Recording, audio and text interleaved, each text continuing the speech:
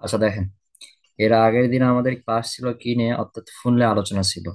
যে প্রজননের যে প্রধান অংশ ছিল আমাদের ফুল, এই ফুলটা কেমন ছিল, এক লিঙ্গ ছিল, উভলিঙ্গ ছিল, সম্পূর্ণ ফুল ছিল, অসম্পূর্ণ ফুল ছিল, এরপর আদর্শ ফুল ছিল, এইগুলো নিয়ে আমাদের আলোচনা ছিল।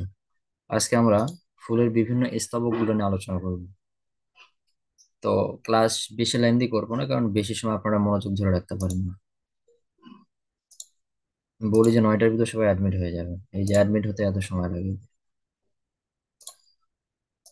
আচ্ছা, তাহলে আমরা ফুলের বিভিন্ন, অর্থাৎ কোন ফুলটা সম্পূর্ণ, কোনটা অসম্পূর্ণ, এটা নিয়ে আমাদের আলোচনা হয়ে গেছে। আজকে আমরা আলোচনা করব ফুলের বিভিন্ন অংশ নিয়ে, বা ফুলের যে আমাদের 5টি যে স্তবক আছে সেই 5টি স্তবক নিয়ে আমরা আলোচনা করব।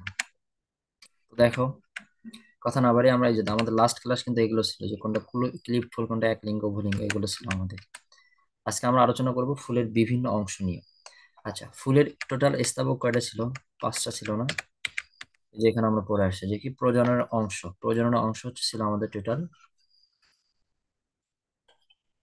আচ্ছা দেখো, প্রজননের টোটাল অংশ ছিল হচ্ছে 5টি। একটা ছিল পুষ্পাক্ষ, একটা বৃতি, একটা দলমণ্ডল, একটা পুংস্তবক, একটা ছিল স্ত্রীস্তবক। এই টোটাল 5টি ছিল আমাদের, অর্থাৎ প্রজনের একটা প্রজননের অংশ ছিল, মানে পুষ্পের 5টা স্তবক ছিল। আমি এদের বলি একটু, ফার্স্ট তোমরা জয়েন হও, তোমাদের জয়েন করার জন্য আলাদাভাবে প্রবেশ করো। আচ্ছা, এখন আসো আমরা এই 5টা অংশ দেখবো, এই 5টা অংশ আমরা চিনে নিব আগে। তোমাদের আমি এখানে দেখায় দিচ্ছি, তোমরা অবশ্যই সুন্দর করে বাসায় দেখবে আবার।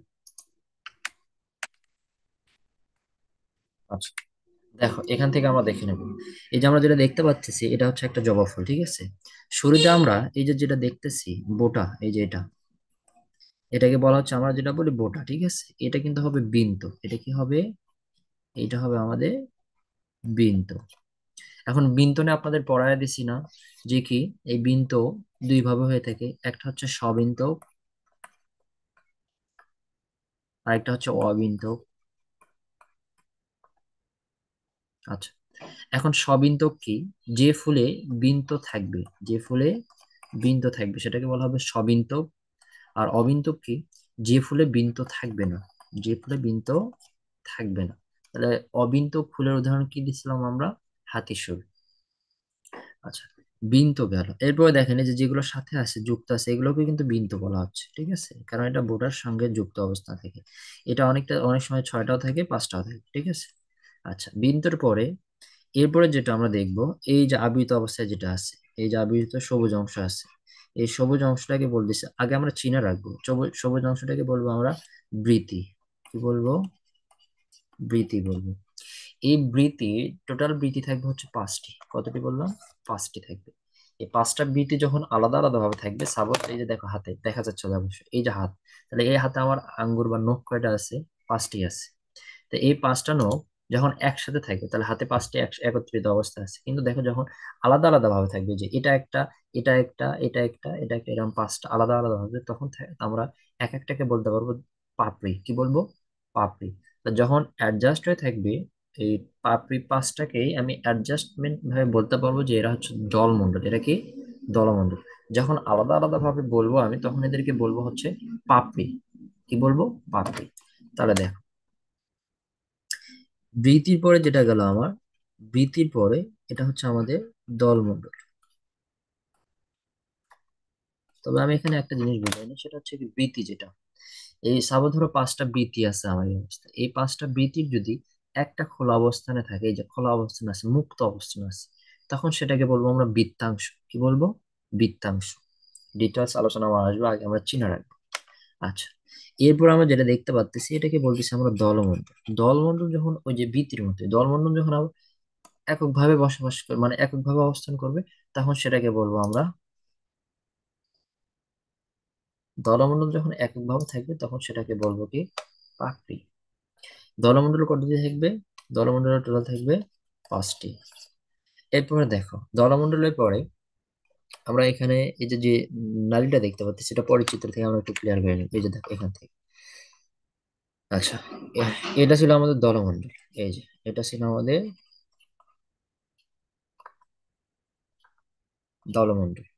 এরপর দেখো দলমন্ডল পরে আমরা এই যে এদিকে থাকি এই যে যে নলাকার যেটা দেখতে পাচ্ছি এই নলাকার এটাকে বলবো হচ্ছে আমরা গর্ভদণ্ড। কি বলবো? গর্ভদণ্ড। আচ্ছা, তার চেয়ে আমি এই যে এখানে একটা চিত্র অঙ্কন করে তোমাদের দেখাই। দেখো, এই যে সাপোজ ধরো এই যে আমি যেটা এখন অঙ্কন করতেছি এটা হচ্ছে গর্ভমুণ্ড। সরি,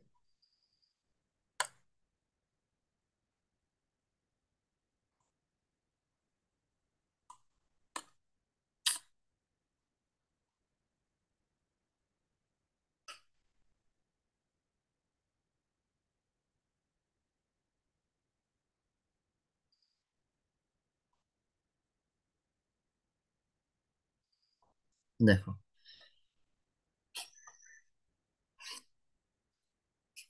এরপর অঙ্কন করবো আমরা বিধি। আচ্ছা, একটু এলোমেলো হয়ে গেল। দুইটা, তিনটা, চারটা, পাঁচটা।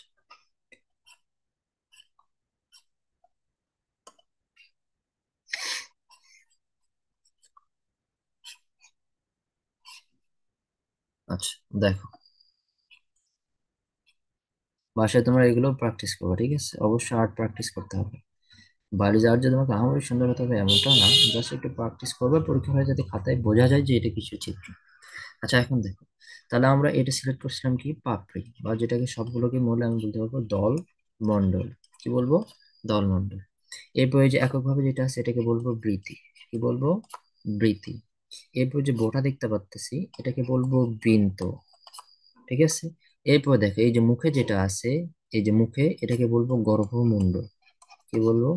গর্ভমুণ্ড বলবো। আর এই যে দাঁড়িয়ে যেটা আছে, দাঁড়ানো অবস্থা আছে, এটাকে বলবো গর্ভদণ্ড। গর্ভদণ্ড।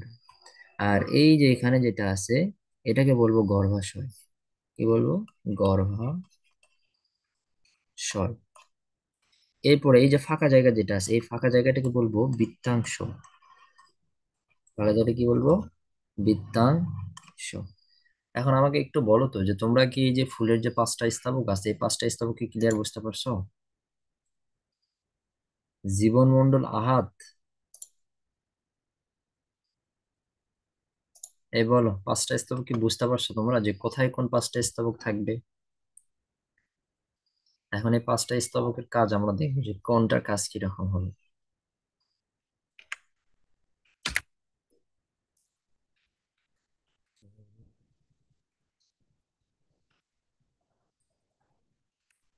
আচ্ছা, এখন দেখো শুরুতে আমি যদি বলি, শুরুতে আমরা দেখবো পুষ্পাক্ষ।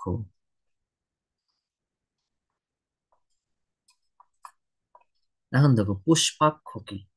পুষ্পাক্ষ কি? এই যে পুষ্পাক্ষ যেটা আছে অর্থাৎ পুষ্পের অক্ষ। পুষ্পের কি? অক্ষ। পুষ্পের অক্ষে যেটা থাকবে,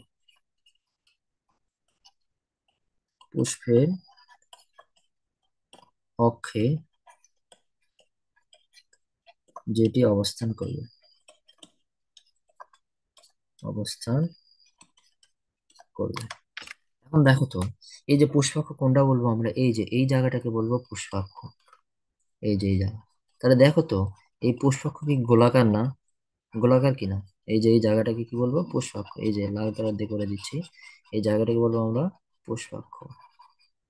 এখন দেখো তো এই পুষ্পাক্ষের উপরেই, দেখো তো এটা বৃতি ছিল না? তাহলে পুষ্পাক্ষের উপরে বৃতি আছে না? এবার পুষ্পাক্ষের উপরে গর্ভাশয় আছে না, এই যে ওভারে হচ্ছে গর্ভাশয়। এরপরে পুষ্পাক্ষের উপর আমাদের পুংস্তবক আছে। পুষ্পাক্ষের আছে পুং স্তবক। পুষ্পাক্ষের উপরে আছে গর্ভমুণ্ড। গর্ভমুণ্ড। পুষ্পাক্ষের উপরে আছে গর্ভদণ্ড। গর্ভদণ্ড। তাহলে দেখো তো এই যে পুষ্পাক্ষ যেটা আছে এই পুষ্পাক্ষের উপরে আমাদের বৃতি পাচ্ছি, আমরা দলমণ্ডল পাচ্ছি, আমরা গর্ভাশয়, গর্ভদণ্ড, গর্ভমুণ্ড এবং পুংস্তবক। তাহলে এই পুষ্পাক্ষের ওপরেই কি আমরা বাকি চারটা স্তবক পাচ্ছি না? পাচ্ছি কিনা? হ্যাঁ, অবশ্যই পাচ্ছি। তাহলে দেখো আমি বলতে পারি না যে কি, আর প্রথমত ছিল পুষ্পাক্ষ গোলাকার। পুষ্পাক্ষ কেমন ছিল? পুষ্পাক্ষ ছিল পুষ্পাক্ষ গোলাকার। আর এই পুষ্পাকের উপর কি ছিল, বাকি যে চারটা স্তবক দেখলাম আমরা, এই বাকি চারটা স্তবক সুসজ্জিত আকারে সাজানো ছিল। তাহলে পুষ্পাক্ষের উপর, পুষ্পাক্ষের উপর বাকি বাকি চারটি স্তবক সাজানো থাকবে, সাজানো থাকবে। তাহলে দেখো, পুষ্পে, পুষ্প যেটা আছে বলা হচ্ছে পুষ্পাক্ষ, তাহলে পুষ্প যেটা অক্ষে থাকবে সেটাকে বলা হচ্ছে পুষ্পাক্ষ। আর পুষ্পাক্ষটা কেমন হবে? পুষ্পাক্ষ হবে যে দেখো এই এরকম গোলাকার হবে, ঠিক আছে, হাতের দিকে লক্ষ্য করো, পুষ্পাক্ষ কেমন হবে? গোলাকার হবে। আর এই পুষ্পাকের উপরে আমাদের বাকি সবগুলো সজ্জিত থাকবে। বাকি সবগুলো বলতে কি বোঝাচ্ছি? বৃতি সজ্জিত থাকবে, এরপর আমাদের সজ্জিত থাকবে দলমণ্ডল, সজ্জিত থাকবে গর্ভাশয়, সজ্জিত থাকবে পুংস্তবক, গর্ভদণ্ড, গর্ভমুণ্ড। এই সবগুলো কার উপর সজ্জিত থাকবে? পুষ্পাক্ষের উপর। বুঝতে পারছি? তাহলে পুষ্পাক্ষ নিয়ে এতটুকুই পর। এরপরে আমরা দেখবো যেটা, সেটা দেখবো হচ্ছে বৃতি। পোশাকের পরে আমরা যেটা দেখবো, তাহলে 2 নম্বর হচ্ছে আমাদের বৃতি। আচ্ছা, এখন দেখো বৃত্তিটা কি, এই বৃত্তি কিন্তু আবার যুক্ত অবস্থানে থাকে, বিযুক্ত অবস্থানে থাকে। তাহলে আমি আগে ওটাই পড়ে নিব। চলো কোনটা পড়ে নিব, যে বৃত্তি যদি যুক্ত অবস্থানে থাকে তাহলে যুক্ত বৃত্তি বলা হয়। যুক্ত, যুক্ত বৃত্তি কাকে বলবো? আর বিযুক্ত বৃত্তি কাকে বলবো? তাহলে যুক্ত বৃত্তি হচ্ছে যে বৃত্তি যুক্ত অবস্থায় থাকবে সেটাকে বলবো যুক্ত বৃত্তি। আর বিযুক্ত কি? যে যুক্ত অবস্থায় নেই। তাহলে দেখো তো এই যে 5টা নখ আছে আমার, এই 5টা নখ দেখো তো মুক্ত অবস্থানে আছে না? তাহলে এই কি যুক্ত অবস্থানে আছে? নাই। কিন্তু দেখো তো এই যে যখন অ্যাডজাস্ট করবো, আমি এই যে অ্যাডজাস্ট করলাম, অ্যাডজাস্ট অ্যাডজাস্ট করার পরে কি হচ্ছে? এটা যুক্ত হয়ে যাচ্ছে না? তার মানে বৃত্তি যদি যুক্ত থাকে তাহলে সেটাকে বলবো যুক্ত বৃত্তি। বৃত্তি যুক্ত থাকবে, বৃত্তি যুক্ত থাকবে, বা একটি আরেকটির সাথে যুক্ত থাকবে, যুক্ত থাকবে একটি আরেকটির সাথে, একটি আরেকটি সাথে। আর বিযুক্ত বৃত্তি কি? একটি আরেকটির সাথে বৃত্তি যুক্ত থাকবে না, একটি বৃত্তির সাথে, বৃত্তির সাথে অন্য বৃত্তি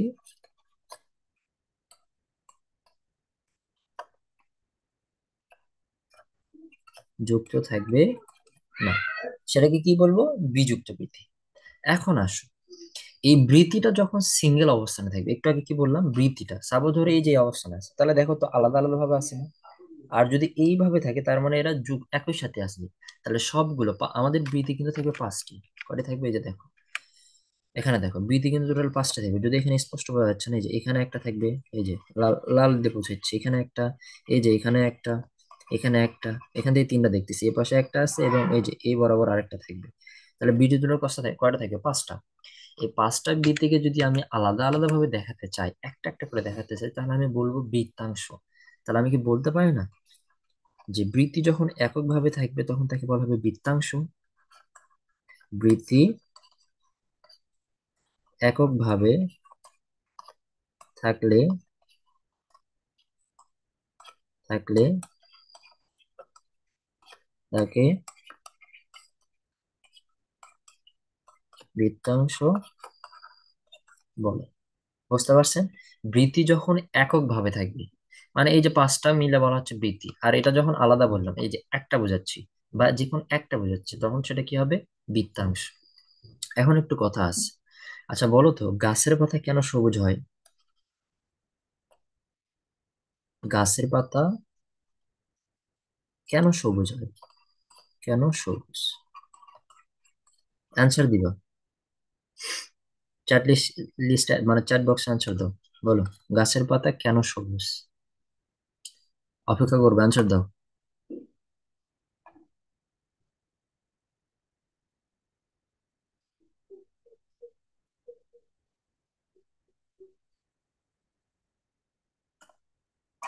দেখো, গাছের পাতা সবুজ হয় হচ্ছে কোলোপ্লাস্টের কারণে। কার কারণে? কোলোপ্লাস্টের কারণে।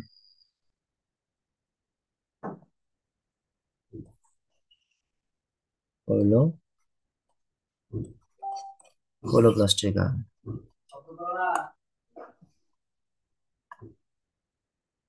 এবার এই বাবা, গাছের পাতা তো সবুজ সেটা আপনি ইমোজিতে বোঝাচ্ছেন, আমি চাচ্ছি যে কি গাছের পাতা কেন সবুজ সেটা বলতে চাইছি আমি। আচ্ছা, গাছের পাতা সবুজ কারণ সেখানে ক্লোরোপ্লাস্ট উপস্থিত। এখন কথা হচ্ছে, দেখো তো এইখানে যে আমরা বৃত্তিটা দেখলাম, এই যে এইখানে যে বৃত্তি দেখতেছি, এই যে একটু দেখো। হুম, হুম, হুম। এই যে দেখো, এখানে যে বৃত্তি আছে, এই যে বৃত্তি, এই বৃত্তিটা কি সবুজ না? সবুজ কিনা? এই বৃত্তিটা কিন্তু কেমন মনে হচ্ছে? সবুজ। তাহলে বৃত্তি আমাদের কেমন হবে? সবুজ বর্ণ হবে। দেখো, তাহলে বৃত্তি যদি সবুজ বর্ণ হয়, তাহলে সবুজ বর্ণ যেখানে থাকবে সেটা কি তৈরি করবে বলো তো? খাদ্য তৈরি করবে না? তাহলে বৃত্তি সবুজ বর্ণের, সবুজ বর্ণের হলে সেটি উদ্ভিদ দেহে, উদ্ভিদ দেহে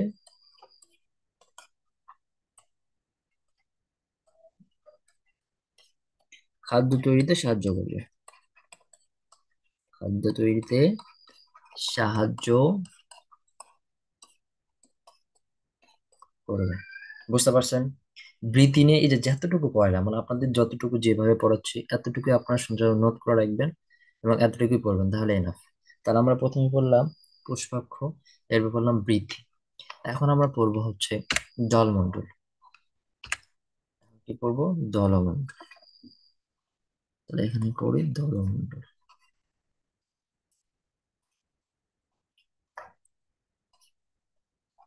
দেখো, দলমণ্ডল কি? অর্থাৎ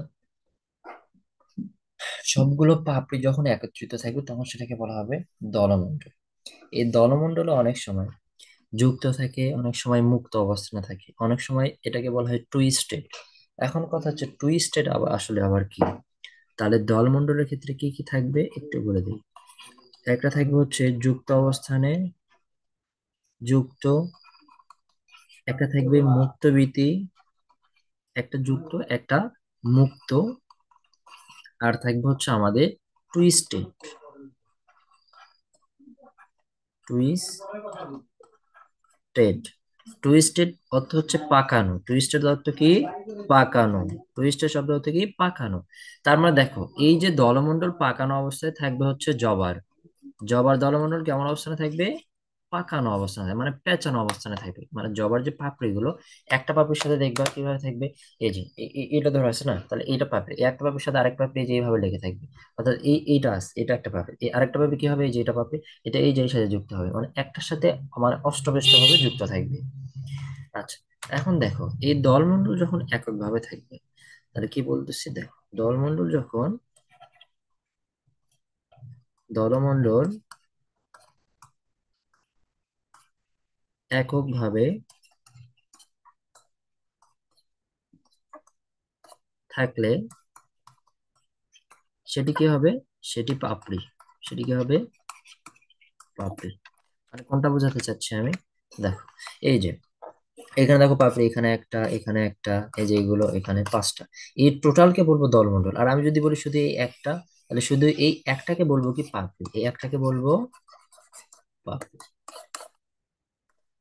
বুঝতে পারছেন? আচ্ছা, তাহলে আমাদের দলমণ্ডল কাজ কি এখন? আচ্ছা, দলমণ্ডলের কাজ হচ্ছে দেখো, দলমণ্ডল কেমন হয়? বিভিন্ন বর্ণ হয় না? তাহলে দলমণ্ডল বিভিন্ন বর্ণময় হয়, এখানে লিখে দলমণ্ডল, দলমণ্ডল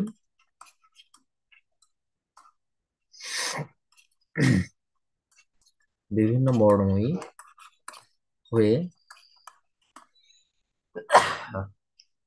আলহামদুলিল্লাহ, সরি, দলমণ্ডল বিভিন্ন বর্ণময়ী হয়ে ফুলের পরাগায়নে সাহায্য করে। ফুলের পরাগায়নে সাহায্য করবে এবং মৌমাছিকে আকৃষ্ট করবে। মৌমাছিকে আকৃষ্ট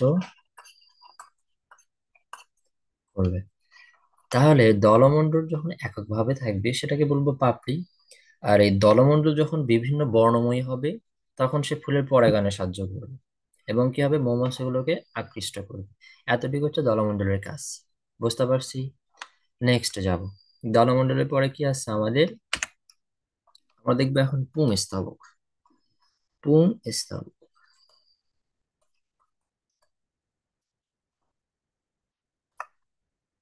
দেখো, এই যে পুংস্তবক, এই পুংস্তবকটা কোনটা সেটা এখন আমাদের দেখতে হবে। চলো, এই যে দেখো, এখানে এই যে একটা করে অঙ্কন করো।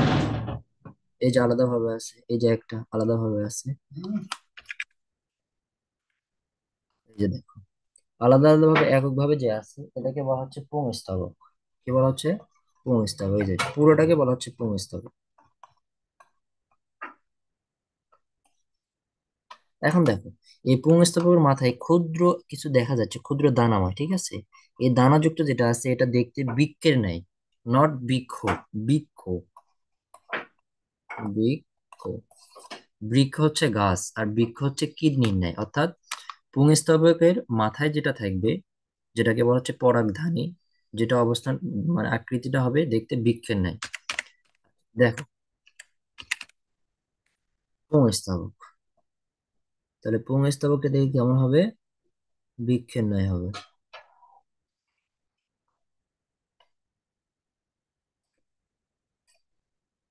এই যে এটা হচ্ছে পুংস্তবক। এই যে ওপরেরটাকে বলা হচ্ছে পরাগধানী। ওটা কি বলা হচ্ছে? পরাগধানী বা পরাগথলি, বা পরাগথলি। এরপরে যে দ্বন্দ্বটা দেখতে পাচ্তেছি আমরা, এই যে দাঁড়িয়ে আছে যেটা, যেহেতু দাঁড়িয়ে আছে তার মানে দণ্ড, এই জন্য এটাকে বলবো আমরা পরাগদণ্ড। পরাগদণ্ড। এখন দেখো, এই যে পরাগদণ্ড আর পরাগধানী, এই দুইটাকে, পরাগদণ্ড আর পরাগ, সাপোজ ধরো এই যে আমার যে হাত যেটা আছে, এই হাতটাকে বলা হচ্ছে পরাগদণ্ড। এইখানে দেখো, এই যে আমি মুষ্টি করতেছি যেটা, এই মুষ্টিকারী, এটাকে বলবো আমি কি? পরাগধানী। তাহলে এই যে আমার যে হাতে যেটা আছে পরাগদণ্ড হাতে, এটা আর অন্য হাতে যে মাথায় যে যুক্ত করতেছি এটাকে বলা হচ্ছে পরাগধানী। তাহলে এই দুইটাকে যখন আমি যুক্ত করব, যুক্ত করার জন্য যেটা প্রয়োজন বা যে যুক্ত করবে সেই যুক্তকারীর নাম হচ্ছে যোজনী। সে যুক্তকারী কোথায় থাকবে? এই যে দেখো, এখানে থাকবে। একটু গোল দিয়ে বোঝাচ্ছে, এই যে। তাহলে এই যে যুক্তকারী যেটা আছে এটাকে বলবো কি? যোজনী। কি বলবো? যোজনী বলবো, যোজনী। তাহলে আপনাকে যদি বলা হয় যে যোজনী কি, তাহলে আপনি বলতে পারবেন না? সমস্যা নেই, এখন একটু দেখো, আমি সামারাইজ করে দিব, মোজাম্মেল, আমি সামারাইজ করে দিব, জাস্ট একটু দেখো। এখন তাহলে আমাদের পুংস্তবকের ভিতরে আমরা কি পালাম? এই যে মস্তক যেটা, মাথায় যেটা আছে, চূড়ায় যেটা আছে, এটাকে বলতেছি আমি পরাগধানী অথবা পরাগ থলি। আর আমার এই যে নিচে যেটা দেখতে পাচ্ছি, যেটা দাঁড়িয়ে, এই যে দণ্ডাকারের ন্যায় আছে, দাঁড়িয়ে আছে, অর্থাৎ কার দণ্ড দাঁড়িয়ে আছে? পুংের দণ্ড, এই জন্য বলা হচ্ছে পরাগ দণ্ড।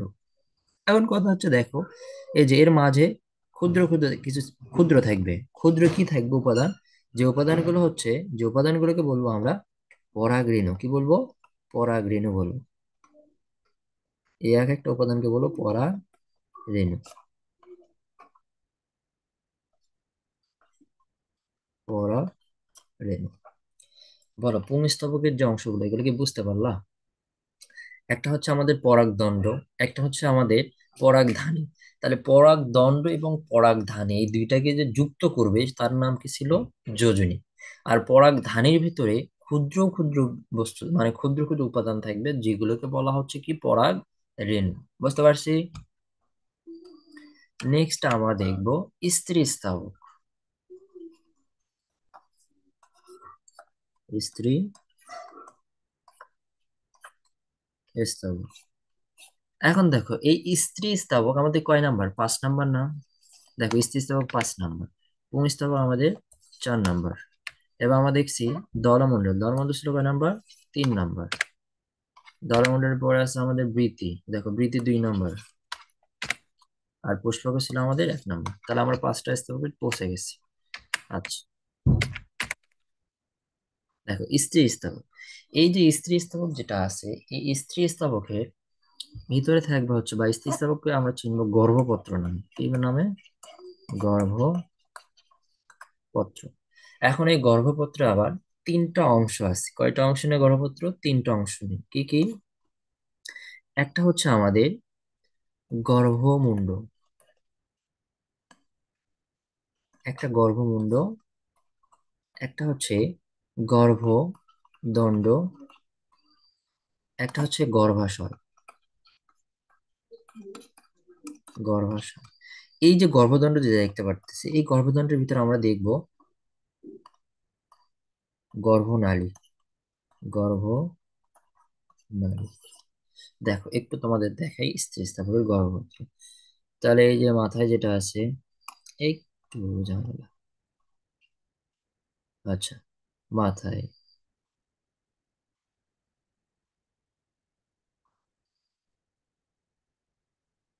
আচ্ছা দেখো, এই যে যেটা মাথায় যেটা আছে, এই যে এটাকে বলতেছি গর্ভমুণ্ড। কি বলতেছি? গর্ভমুণ্ড। কেন? কারণ মুখে অবস্থান করতেছে। এরপর যে যেটা দাঁড়িয়ে আছে, এটাকে বলা হবে গর্ভদণ্ড। কি বলবো? গর্ভদণ্ড। আর এই যে মাঝখানে যেটা, এটাকে বলবো গর্ভাশয়।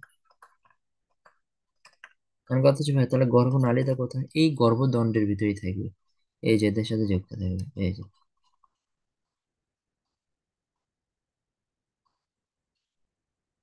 বুঝতে পারছেন? তাহলে এটাকে বলবো গর্ভনালী। বলেন, পাঁচটা আদর্শ, যে পাঁচটা স্তবক আছে আমাদের, এই পাঁচটা স্তবক কি বুঝতে পারছেন? একদম ক্লিয়ার? বলেন, ক্লিয়ার কিনা? তাহলে দেখেন, একটু শুরু থেকে আমি বলি যে একটা ফুল, এই যে এটা একটা ফুল, এই ফুলের আমাদের এই যে নিচে যেটা থাকতেছে, এই নিচের অংশটাকে বলা হচ্ছে কি? বৃতি। নিচের অংশটা কি বলবো? বৃতি বলবো। এই বৃত্তির উপরে গোলাকার একটা বস্তু থাকবে। গোলাকার, এই যে গোলাকার, এই গোলাকার এই বস্তুটাকে বলা হচ্ছে বৃত্তাংশ। কি বলা হচ্ছে? বৃত্তাংশ। এই যে গোলাকার বস্তুটাকে বলা হচ্ছে বৃত্তাংশ। কি বলা হচ্ছে? বৃত্তাংশ। আচ্ছা, এটাকে বলা হয় বৃত্তাংশ। সরি, গোলাকার বস্তুটাকে বলা হচ্ছে পুষ্পাক্ষ। এই পুষ্পাক্ষের উপরে যেটা দেখা যায় সবুজ বর্ণের, এটাকে বলা হচ্ছে কি? বৃতি। দেখো, এই যে এটাকে বলা হচ্ছে বৃতি।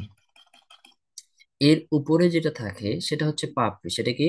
পাপড়ি। এই যে যেটা দেখতে পাচ্তেছি আমরা, আমাদের ক্লাসের সময় প্রায় শেষ হয়ে আসছে। আচ্ছা, এটা হচ্ছে পাপড়ি। এটা কি? পাপড়ি। এগুলো বলা হচ্ছে পাপড়ি। মানে সবগুলো মিলে দলমণ্ডল। যখন এককভাবে থাকবে তখন বলবো কি? পাপড়ি। এরপরে আসো, এই যে মুখে যেটা আছে, এই যে উপরে, এটাকে বলা হচ্ছে গর্ভমুণ্ড। আর এই যে যেটা আমাদের দাঁড়িয়ে আছে, এটাকে বলা হচ্ছে গর্ভদণ্ড। আর গর্ভদণ্ডের নিচে যেটা আছে, এটাকে বলা হচ্ছে গর্ভাশয়। কি বলা হচ্ছে? গর্ভাশয়। আর এই গর্ভদণ্ডের মাঝখানে থাকবে যেটা নালীর নাই, সেটাকে বলা হচ্ছে গর্ভনালী। কি বলা হচ্ছে? গর্ভনালী। তাহলে দেখো, একটা আদর্শ ফুলের যে পাঁচটা স্তবক আছে, এই পাঁচটা স্তবক কিন্তু আমরা একটা ফুল থেকে পারফেক্টলি দেখতে পারলাম। তাহলে প্রথমত আমাদের ছিল বৃতি, প্রথমে ছিল প্রথমে ছিল বিন্ত, এরপর ছিল আমাদের বৃতি, এরপর ছিল আমাদের পুষ্পাক্ষ, এরপর আমরা দেখলাম দলমণ্ডল, বাকি বলা হচ্ছে পাপড়ি। এরপর দেখতেছে আমাদের স্থিরস্থাবকের গর্ভমুণ্ড, গর্ভদণ্ড, এরপর কি ছিল আমাদের? গর্ভাশয়। এই যেটাকে বলবো গর্ভাশয়। গর্ভাশয়। এখন দেখো কোনটার কাজ কি, আমাদের ক্লাসের টাইম প্রায় শেষ হয়ে আসে, ডিউরেশন। আচ্ছা, তাহলে প্রথমত আমাদের এক নম্বর আছে হচ্ছে পুষ্পাক্ষ। তাহলে পুষ্পাক্ষ কি? পুষ্পাক্ষ হচ্ছে পুষ্পের অক্ষ, যেটি যেটি অক্ষে অবস্থান করে, সেটাই পুষ্পাক্ষ। এই পুষ্পাক্ষ কেমন হবে? পুষ্পাক্ষ হবে গোলাকার। পুষ্পাকের উপর বাকি চারটা স্তবক সাজানো থাকবে। এই যে পুষ্পাকের উপর বাকি চারটি স্তবক বলা হয়েছে, স্যার, বাকি চারটি স্তবক সাজানো থাকবে। এরপরে দেখো, এরপর আছে আমাদের 2 নম্বর বৃতি। বৃতি দুই ভাবে থাকে, একটা হচ্ছে যুক্ত বৃতি আর একটা হচ্ছে বিযুক্ত বৃতি। যুক্ত বৃতিটা কি? যে বৃতি, অর্থাৎ যে একটা বৃতি আরেকটা বৃতির সাথে যদি যুক্ত থাকে তাহলে সেটাকে বলা হবে যুক্ত বৃতি। আর যদি একটা বৃতি আরেকটা বৃতির সাথে যুক্ত না থাকে সেটাকে বলা হবে বিযুক্ত বৃতি। এখন এই বৃত্তিটা যদি এককভাবে থাকে তখন সেটাকে বলা যাবে বৃত্তাংশ। এই যে বৃত্তি এককভাবে থাকলে বলবো বৃত্তাংশ। আর এই বৃতিটা যদি সবুজ বর্ণের হয়ে থাকে, তাহলে সেটা কি করবে? খাদ্য প্রস্তুত করবে বা খাদ্য তৈরি করবে। কেন? কারণ আমরা দেখি গাছে, অর্থাৎ গাছ যারা আছে, এই গাছ হচ্ছে সবুজ হয়, গাছের পাতা সবুজ হয় কেন? কারণ তাদের ভিতরে ক্লোরোপ্লাস্ট উপস্থিত। ক্লোরোপ্লাস্ট উপস্থিত থাকার কারণে সবুজ। এখন তাদের কাজ কি? কারণ ক্লোরোপ্লাস্ট উপস্থিত আছে, এই জন্য তাদের কাজ হচ্ছে তারা খাদ্য তৈরি করবে। এরপর আছে কি আমাদের, এরপর আছে আমাদের দলমণ্ডল। এই দলমণ্ডল দেখো কি কিভাবে থাকে, একটা যুক্ত অবস্থানে থাকে, মানে একটার সাথে একটা আরেকটা লেগে থাকবে। আরেকটা কি মুক্ত? মুক্ত মানে কি, যেমন আহ গোলাপ, এই গোলাপের যে পাপড়ি, এই পাপড়িগুলো কি যুক্ত থাকে না মুক্ত থাকে? গোলাপের পাপড়ি কিন্তু মুক্ত অবস্থানে থাকে। এরপর দেখো টুইস্টেড। টুইস্টেড মানে কি, পাকানো অবস্থা থাকবে। তাহলে জবার যে পাঁচটা পাপড়ি আছে, একটা পাপড়ি আরেকটা পাপড়ি, ধরো একটা পাপড়ির ভিতরে আছে, ওই ভিতর থেকে অন্য পাপড়িটা তার উপরে থাকবে। একটা ভিতরে থাকবে আরেকটা উপরে থাকবে, অর্থাৎ একটা আরেকটার সাথে পেঁচানো অবস্থানে থাকবে। এরপর দেখো দলমণ্ডল যদি এককভাবে থাকে, তাহলে তখন সেটাকে আমরা বলতে পারবো পাপড়ি। কি বলবো? পাপড়ি। এখন দলমণ্ডলের কাজটা কি? দলমণ্ডলের কাজ হচ্ছে আমাদের, দলমণ্ডল বিভিন্ন বর্ণের হয়ে থাকে। এই বিভিন্ন বর্ণের হয়ে থাকে কেন? কারণ মৌমাছিগুলোকে, তারা মৌমাছিকে আকৃষ্ট করতে হবে। মৌমাছিকে যখন আকৃষ্ট করবে, তখন মৌমাছি এসে কি করবে? তার পায়ে রেণু লাগাবে, লেগে পরাগায়নে সাহায্য করবে। এরপরে আসো পুংস্তবক। এই পুংস্তবকে কি কি আছে দেখো, এই পুরো একটা হচ্ছে পুংস্তবক। এটা এই যে দাঁড়িয়ে আছে, এই জন্য এটাকে বলা হচ্ছে পরাগদণ্ড বা পুংদণ্ড। এরপরে আমাদের যে স্তবক যেটা আছে, মাথায় যেটা আছে সজ্জিত, এটাকে বলা হচ্ছে পরাগধানী বা পরাগথলি। এই পরাগধানীর ভিতরে যে ক্ষুদ্র ক্ষুদ্র যেগুলো দেখতে পাই আমরা, সেগুলোকে বলা হয় পরাগরেণু। আর আমাদের পরাগদণ্ড এবং পরাগধানী, এই দুইটাকে যে যুক্ত করবে, সেই যুক্তকারীর নাম হচ্ছে যোজনী। কি বললাম? যোজনী। এরপর আমরা দেখবে স্থাবর। তাহলে স্থাবকে আমাদের পুরোর যেটা আছে সেটাকে বলা হয় গর্ভপত্র। এই গর্ভপত্রের তিনটা অংশ থাকে, একটা গর্ভমুণ্ড, গর্ভদণ্ড এবং গর্ভাশয়। এই গর্ভদণ্ডের ভিতরে আরেকটা অংশ থাকে যেটাকে বলা হবে গর্ভনালী। এখন দেখো কোনটাকে কি বলবো, এই যে মাথার যে অবস্থান করতেছে যেটা মাথা, এটাকে বলা হয় গর্ভমুণ্ড। আর দাঁড়িয়ে যেটা আছে গর্ভদণ্ড, গর্ভদণ্ডের মাঝে থাকবে গর্ভনালী। আর এই যে দেখো মাঝখানে একদম মাঝে যেটা আছে, এটাকে বলা হচ্ছে গর্ভাশয়। এই বলো, ক্লাস কি বুঝতে পারছো?